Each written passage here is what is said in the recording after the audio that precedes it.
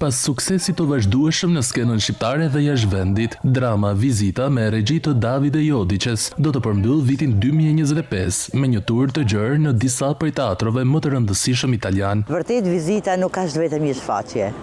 sepse Vizita është jetë, Vizita është ajo çka duhet me kanë një teatr dhe në fund të fundit Vizita është gjaja më e rëndësishme që teatri jon ka kalu vitet e fundit. Mbyllim 2025 me një turne në Itali, fillojmë në Firenze me datën 2, mos kjo është gabim, me datën 5 jena në Napoli, me datën 7 dhjetor gjithmonë jena në Cagliari,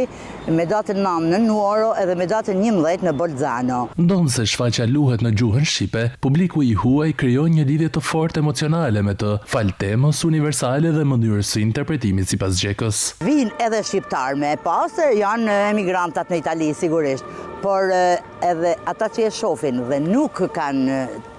kanë idenë se ç'është gjuha shqipe,